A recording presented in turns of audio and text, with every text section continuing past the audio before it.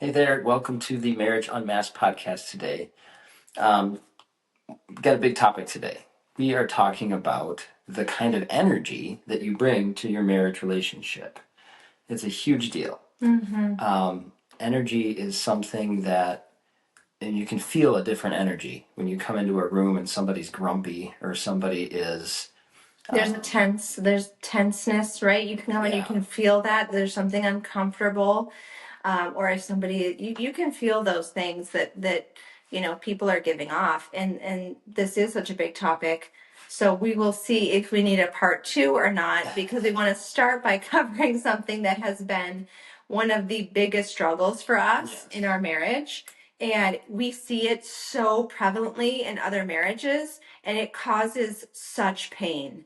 And it's just it's outside of God's design for marriage, and so we're not getting his best for us when we don't understand this topic, and then we don't know how to live it out. And so Adam and I would have bent over backward for this information when we got married, absolutely. because we looked for help. We looked for answers, and we did not get them for a long time. Yeah, so to be clear, what we're talking about is the energy of being masculine and the energy of being feminine and how those interplay with each other in the marriage relationship. And that, I mean, we talked about, we went to counseling, we went to a lot of things, and we talked about like roles of men and women in a relationship, like biblical roles. But we never really got into the idea of this feminine, masculine energy and what that means when you're bringing that kind of energy to the relationship. So what we were dealing with was, I felt like Adam was not leading our family, right? And you're told, yes, the man should, the husband should lead, the wife should submit, but a wife can't submit to a man who doesn't have vision for the marriage, who isn't leading. And so I knew something was off in our marriage. And so we would ask people specifically for help with this. And we did not get the help that we needed. It was just the same thing, like the roles. Well, this is what men, it was not, nobody was talking about this. And so if you're in that place where you're like, yes, what is this? Like, what is it about masculinity, femininity that's so important for marriage? Or if you can relate to, like, yeah, my husband does struggle to lead, or my wife Takes over. she struggles with control, right? Or she struggles with criticism. She struggles with like having more of a hard edge to her instead of this softness. That's what we're going to talk about today. Yeah, absolutely. And it's really important for the man to lead in this. It really is. And to understand his own masculinity and to dig down and to heal things, because a lot of times this masculine energy that we're talking about, it's there. It's just been covered over for so many years by society expectations. It's been childhood things. Sometimes it's trauma in childhood. Sometimes it's just the way you were raised or what you saw growing up that can affect how you look at what it means to be a man and how you show up with that masculine energy in your relationship, or you don't. And same for women too. Like at nature, there's a feminine energy there, but God created us with these gifts, right? He created women to have more of these feminine gifts. He created us to have softness and to have this gentleness and this caring, nurturing nature. And he created men more to shoulder the burden and to be strong and to lead and make, have vision for their families and for their lives.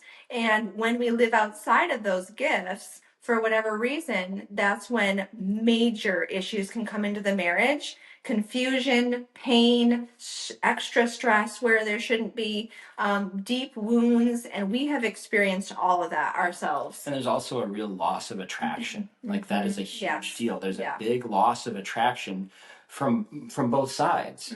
So when Kara's feeling when she's coming to me in a soft, gentle, loving, kind-hearted, nurturing way, that's very attractive to me.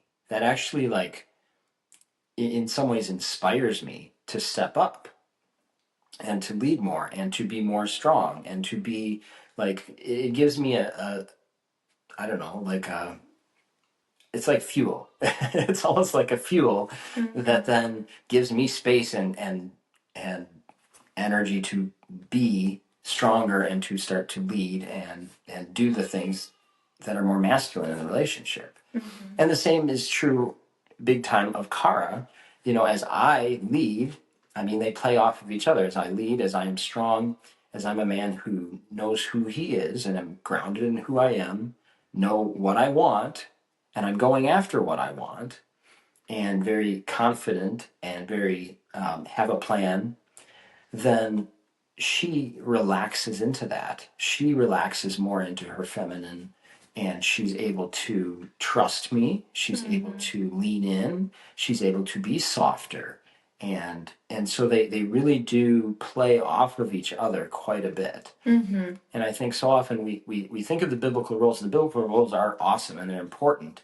This is kind of like the, I don't know, it's the energy that fills those biblical roles. Mhm. So it's a little bit, it's a little different than just, you know, you do this, Mhm.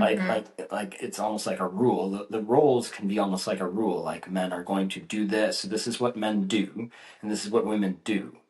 But that's fine, that provides some framework, but the actual energy in doing those things, Mhm.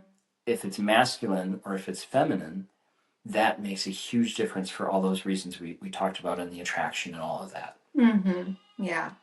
And we, like I said, we struggled from that with this from, day one, Yeah. literally day one, Yes. because we started to see this playing out probably even before we were married, Yeah. right? I Oh mean, yeah. I mean, this didn't happen because we got married. right. This is the way Adam was showing up as a man in general, and I kind of overlooked it because I had wounds that were unhealed where I just felt I needed to be safe with a man and he felt safe. So instead of looking for what I really wanted, which was a man who is strong, who has that vision, who knows what he's doing, who's going after it, I was like, well, I know this guy, he's not going to hurt me in the way I've been hurt. At least that's what I thought. And so that I was kind of in this fight or flight really still, where that was the number one thing. And so then when we got into a closer relationship of marriage where it's like so blatantly obvious that wow, this is a big missing piece here where he's missing that masculinity. Then when the masculinity is missing, there needs to be someone leading, right? And so if the man isn't leading, then the wife will fill that role. Like that is what happens. And especially if the wife is a strong woman who knows what she wants. And we're also not saying that women they're not strong or they don't have, vision or anything like that. They do. And that is a beautiful thing. Um, I think it does. There is this interplay though, like the stronger the woman is, and the more like in her whatever. Really, it needs to call the man to be even more in his masculine. And I mhm. think that was somewhat of our dynamic as well. Is, you know, I was playing off of what my parents had shown, and there was, you know, my dad is pretty passive and not as vision oriented and not as goal oriented and whatnot. And I was attracted to Kara in many ways because she was very different from what I was used to growing up. So she was attractive, she was exciting, she was interesting. She challenged me in ways that I hadn't been challenged before. And so that is what drew me into the relationship. So she's feeling more safe because I'm, you know, acting in a kind way and, providing some safety for her heart. And she's attracting me in an exciting way because she's very different than what I grew up with. But what I didn't realize in that is that she would bring out so many, you know, she would emphasize and shine a light and a mirror on so many of my insecurities as a man and my passivity and my, you know, things that I needed to heal and work on inside of myself.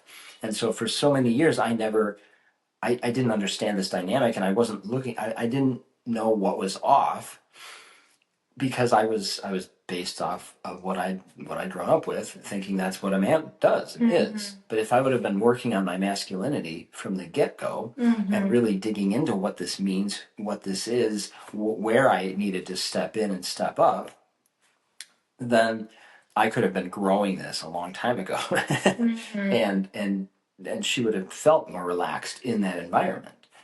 And there wouldn't have been, because there was a lot of wounding because of this, right? So this is what happens. We're actually working with a couple right now who also struggles so much with this that they're at a breaking point. They are at the low of the low right now. And it's heartbreaking to see, but what happens is when we're out stepping outside of these gifts and we're stepping outside of our masculinity or femininity, then there actually becomes deep wounds, right? If Adam is not a man that I can trust, I give him the opportunity, right, to lead, or I give him the opportunity to, I trust him with something, but then he does not step into that role. Instead, he acts more like and I don't mean this in an offensive way, but acts more like a little boy, really, because that's what's happening. And that is what's happening, because a lot of times when a man is not stepping into his masculinity, it's because he's coming at it from a little boy energy. It's like a little boy inside of him is still being triggered and still being like needs something. Like he's needing maybe nurture, or he's trying to get his needs met as if he's still that little boy, instead of stepping into maturity and stepping out of that little boy energy.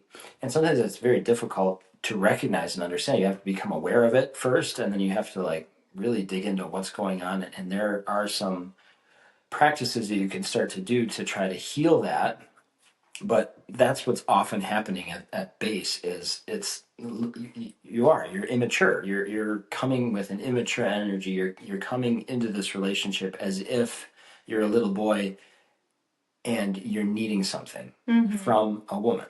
Yeah. And so when he does not show up as what the woman is needing and she's trusting him for this, that breaks the trust, right? That breaks the trust on whatever level it is, right? It could be where he actually lied.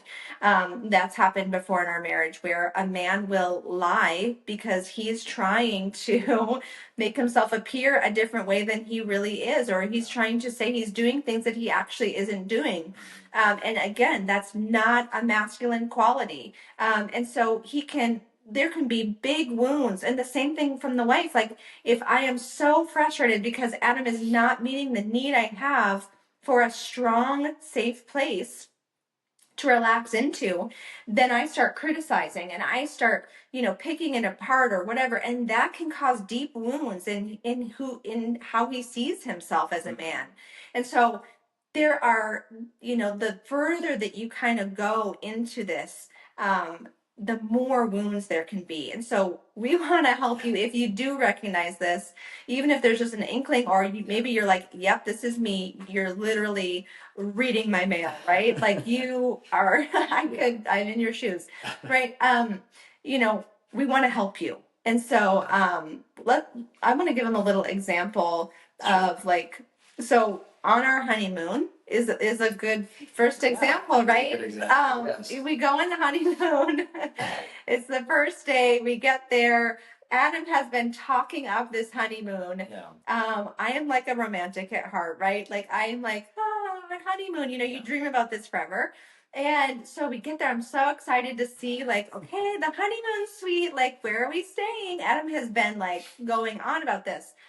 And we walk in and it's just a normal resort room, this big, huge, massive resort in Mexico. And I'm like, what? Like it wasn't special. It wasn't. No. It wasn't special in any way.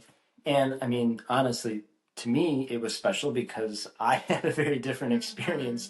I had never been out of the country. This was really I'd been out of the country, but I'd never been to Mexico. This was my first real, big experience being out in a resort. And so to me, from my perspective and the way I was looking at it, is like, this is going to be really awesome. Here's this resort with all these amenities and all this stuff, but from her perspective, coming in from, years of going to big resorts and whatnot, now this is the honeymoon. She's expecting something extravagant. She's expecting something really special. And that tells her that she is super important and that she matters to me and that I plan something very special that cherishes her. And once again, I had left this, I had like, here's a chance for him to really lead in this area. And I had not tried to control it or anything, like left it all up to him. And so it was a big disappointment, but it also gave my brain ammunition for, I guess you can't trust him to do these kind of things, Well, I right? think what happened even more is then the way I responded to that disappointment Yeah. was that was really because I can understand. Okay, we could come together and understand why I planned it the way I planned it. Why she was set up for an expectation that didn't happen. But we could have communicated through that. We could have shifted. I could have led through, and I could have had a better plan. Like, okay, all right, I understand the resort's not what you expected. Well, why don't we do this and think on my feet, come up with a plan, and and then still make the honeymoon a special time for her. But instead, what it did is it awakened all these insecurities in me. I think I came into the marriage already feeling like I wasn't good enough for her. And so now it was like, Why did you think that? I didn't plan. I think I kind of put you on a pedestal because I think I felt she was out of my league. Really, like, Which I was, which right? she was, yeah, right. So I even came into the whole relationship and the marriage like thinking, wow, how did I score such an amazing, beautiful, accomplished woman? And she's so, so I came in and I put her on a pedestal, which is, like maybe that sounds good, but it isn't good because it doesn't actually help with this dynamic. And so here I was like, all these insecurities woke up inside of me, and I'm like, okay, I'm really not good enough for her. I can't plan a honeymoon. I didn't do this right. Wow, look at me. And what happens to guys in this situation is a lot of times they go to shame. It's not just like I made a mistake.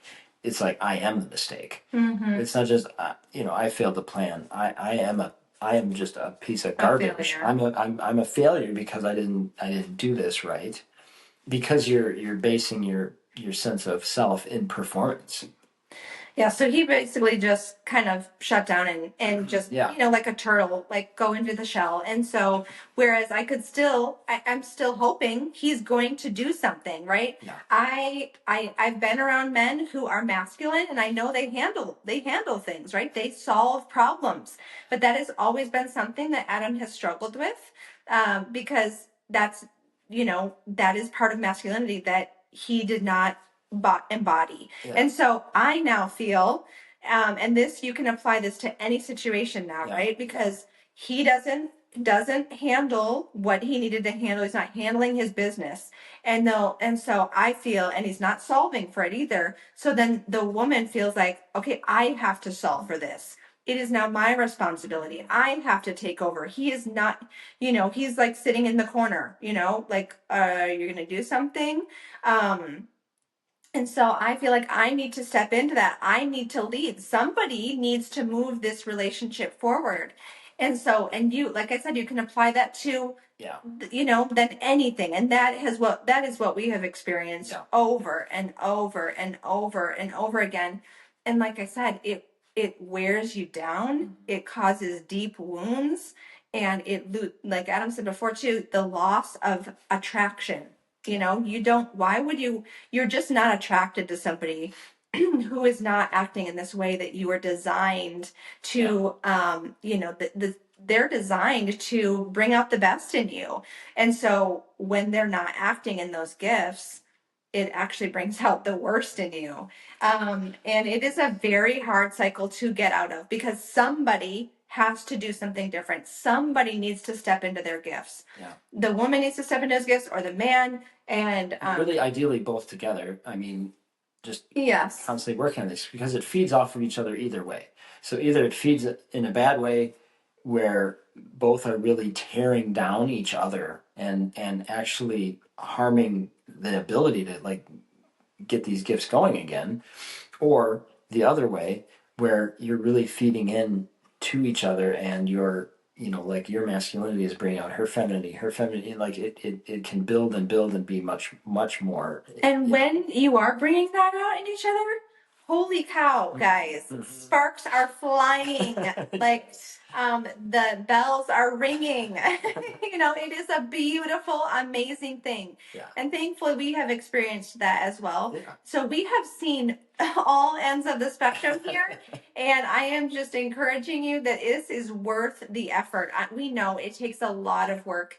We could literally talk about this for hours with Yes. you. And we do have a whole module in our Healing Your Marriage course on this topic because it is so important.